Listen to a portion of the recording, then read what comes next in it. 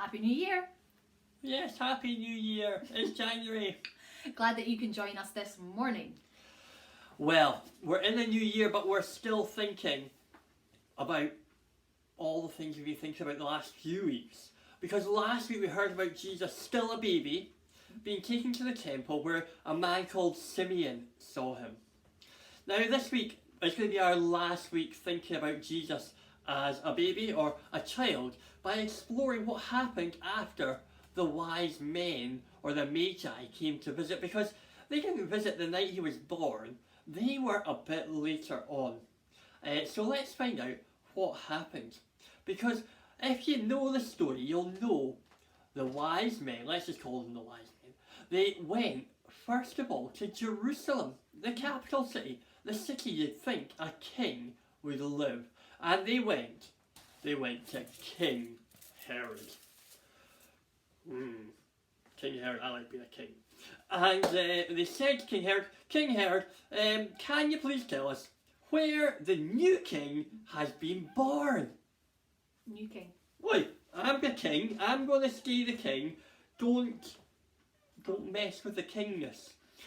So, they found out that Jesus, the Messiah, the Christ, was to be born in Bethlehem. So they went down there, it wasn't too far, and we know that they gave Jesus their gifts of gold and frankincense and myrrh, and then, well, God tells them to go home a different way so they don't bump into King Herod again. So that's what's happened, but what happens after that, Joanna?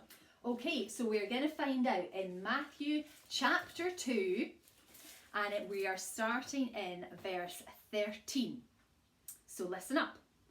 Now, when they had departed, so the wise men, behold, an angel of the Lord appeared to Joseph in a dream and said, Rise, take the child and his mother and flee to Egypt and remain there until I tell you, for Herod is about to search for the child to destroy him.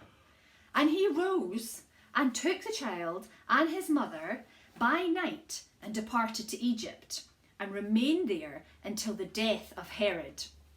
This was to fulfill what the Lord had spoken by the prophet, Out of Egypt I called my son. Then Herod, when he saw that he had been tricked by the wise men, became furious, and he sent and killed all the male children in Bethlehem and in all that region who were 2 years old or under, according to the time that he had ascertained from the wise men. Then was fulfilled what was spoken by the prophet Jeremiah. A voice was heard in Ramah, weeping and loud lamentation, Rachel weeping for her children. She refused to be comforted, because they are no more.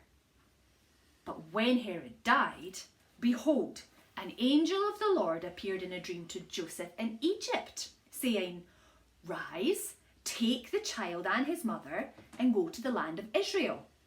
For those who sought the child's life are now dead. And he rose and took the child and his mother and went to the land of Israel. But when he heard that Archelaus was reigning over Judea in place of his father Herod, he was afraid to go there.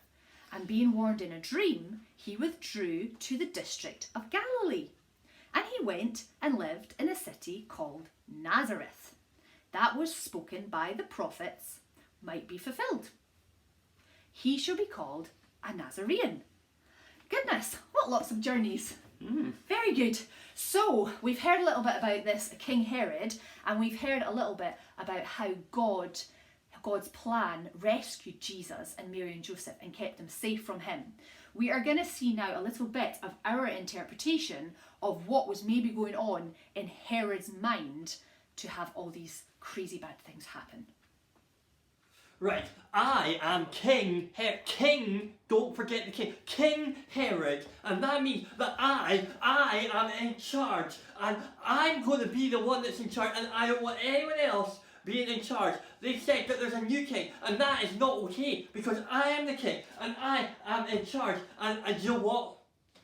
I'm going to get anyone who thinks they're going to be in charge, because I am in charge, and no one else, no one is taking my crown away. In fact, I will use my power, I'll use my army, I'll use all the rules to get anyone that thinks that they're going to be king. No one is king when I'm the king. It's so annoying. I'm the king, and no one's going to be the king. I'm in charge here. Nobody can stop me, because I am King Herod.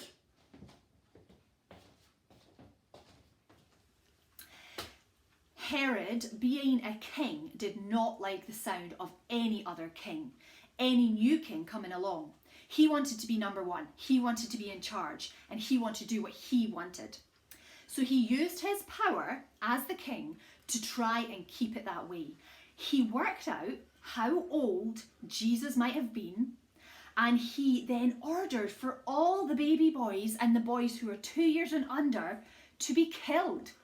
All this horrible, horrible, awful mess for him to stay the king, number one. Now I think, in many ways, it's not nice to say, but we're like Herod. We might not be called kings. I'm not King Gavin. But we want to be in charge.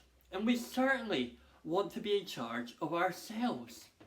To do what we want, when we want it, in the way that we want.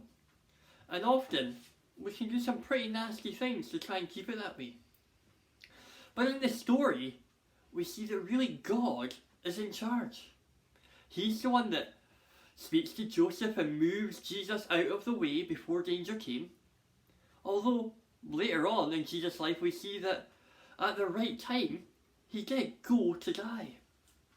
And then God brings Jesus back to Nazareth, as had been told many, many years before. Do you know what, guys? The battle between who is king, who's in charge, has been going on since the very start of the world.